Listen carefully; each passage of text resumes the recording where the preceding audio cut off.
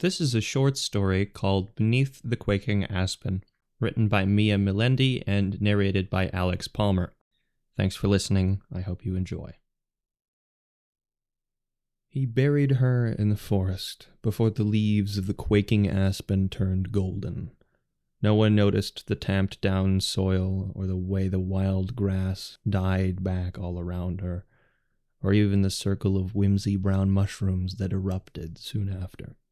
And when autumn came and the leaves changed, the trembling giant whose roots she fed turned scarlet instead. "I am here," she called. "Please find me." But after the first frost, the leaves turned rusty and were then indistinguishable from the rest. No one noticed her, buried in the forest beneath the quaking aspen. Snow falls, blanketing her in a cold, white solitude with only her thoughts for company, and she wonders. Does her family know she isn't coming home? Or do they maybe think she's just run away from it all? Does anyone suspect foul play, or has he once again convinced everyone of his harmless temper? We argued, but I loved her. I never would have done anything to hurt her. Then why did she, the other woman, drive her car in neutral into the lake? She wonders what he'll say about her. We argued, but I loved her. She said she would leave me 100 times, and I guess she finally did. She wonders if anyone ever found the unused airplane tickets in the back of her underwear drawer, rolled up in a sock with the wad of 20s she'd been collecting for months. Did he find them? Is that why? Is that why she's rotting away in the earth now? Spring arrives and the bugs return, but she only has so much of herself left to give them. The grass grows back, greener than before, and the roots of the quaking aspens snake through her ribs. He returns and steps on her grave, just with one foot at first. She thinks he's testing the ground, or checking for bones sticking out of the soil. When he doesn't fall through, he stands fully on her grave. The pressure on her chest is unbearable, but he already broke her heart once.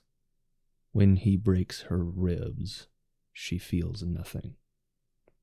He steps off quickly, sheepishly, and reaches forward. He grabs a branch from the tree he buried her under and snaps it off with a quick tug. Is that how she died? She remembers his hands on her neck, and then nothing else. It was so quick. They argued. She told him she didn't love who he was anymore, but she never got the chance to leave like she'd planned to for months. He walks away with his souvenir and she doesn't see him again for a long time. A million thoughts fill her up, and she wonders if she'll ever have peace from them. They never ceased while she was alive, in her waking hours or otherwise. And now they continue even as her body returns to the earth. Restful oblivion does not come to her, and she wonders, if not in death, then when? Did Nikki worry when she didn't show up? Or did they just assume she never meant to arrive in the first place? Are they angry she broke her promise? What about her cat? Did they keep Mr. Jenkins? Is he happy and healthy with Nikki? And more than anything, she worries no one knew her thoughts in those final months because he stole her from her family and friends, stole her from herself even. She'd said so many awful things to so many people, and all they'd ever wanted was for her to be happy and safe. But she never listened, was too proud to admit that she'd been wrong until it was too late. She almost doesn't recognize who she was in those final months anymore. Why does she even care? She's not anymore. She begins growing out of her broken body the following year and feels for the first time in a long time the gentle rays of sunlight beating down on her through the budding leaves of the surrounding quaking aspens. However, almost before she can appreciate the new sensations that come with being a sprouting aspen tree, a browsing deer strips her of her leaves, and then a hare finishes her off. But that's fine. Her roots remain, and she continues pulling water and other nutrients from the ground for the giants she shares herself with. They don't speak, but she feels their sympathy as they wordlessly console her and offer her their full support when spring arrives again. She grows quickly with their tender support, and when the browsing deer returns, she has more than enough of herself to give. When they see him again, they almost don't recognize him. He's older, grayer, feebler. He walks with a cane now, and uses it to push around the mulchy layers of decaying leaves. The top layer of soil has grown sugary over the years, and he has to hold on to branches as he steps up the incline or risks slipping. But he is himself still, and they could never forget his eyes, warm like honey, hard like amber, and sometimes colder than moonlight. Wrinkles and time have softened his piercing gaze, but they still feel it as he looks about. There's an unmistakable hint of sharpness, like raw edges on smooth river stones. He does not recognize them. They've grown up strong and tall since he saw them last, and the animal path he followed all those years ago has meandered ever so slightly off track. He is not lost, but neither can he find his destination. He looks up, straining his neck, searching for the tree with the cracked-off branch, searching for the piece of them he broke. He turns around 3 full times, facing north after each spin. Still, he doesn't find what he's looking for. Forgiveness, closure. Maybe the tree he buried them beneath, which no longer stands. It blew over some years ago, when the summer storms came. The uprooted stump is just to his right, but he does not make the connection, because the thick trunk was hauled away for campfire fuel the same year it fell. He leans against his cane, silently stewing over his dilemma. He's never had much patience for anything, really. The wind rattles through their bare branches, and a chill creeps through him. He shivers, hunching his shoulders against the stiff wind, and lifts his cane.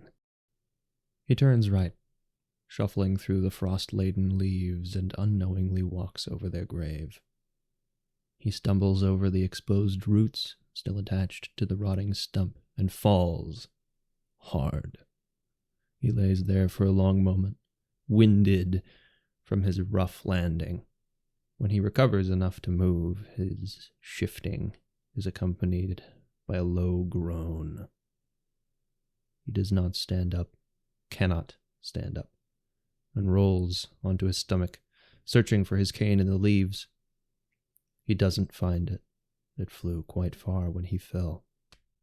A crow caws overhead, and he curses while struggling to push himself up onto his knees. One hand sinks into the frosty leaves and closes around something smooth and roughly the same diameter as his cane. He pulls on it, yanking out of the ground after a couple of firm tugs. He's not as strong as he once was. A brown, stained bone comes up, and he stares at it before flinging it away from himself with a startled cry. He finally calls for help, having accepted that he's too injured to escape the forest of Quaking Aspen on his own. Help! He screams. Please, someone! But no one hears him, and each shout is more desperate than the last until he's screaming himself hoarse, sobbing between breaths. If a tree falls in a forest and no one is around to hear it, does it make a sound? Please! The answer had never been more obvious to them than it is now. Please! No one noticed him, fallen in the forest beneath the quaking aspen. Hey there. This is my first complete voiceover project that's like fully public, and I'd really appreciate it if you could share it with anyone who you think would enjoy it. I'm going to be doing this kind of thing about once every 2 weeks, and just feel free to send me short stories you'd like me to read on the channel. I can't guarantee that I'll get around to it, but I'll do my best. And leave a comment if you'd like to say anything about this particular voiceover project. And last of all, thank you so much for listening. I really appreciate it. Yeah, have a good day.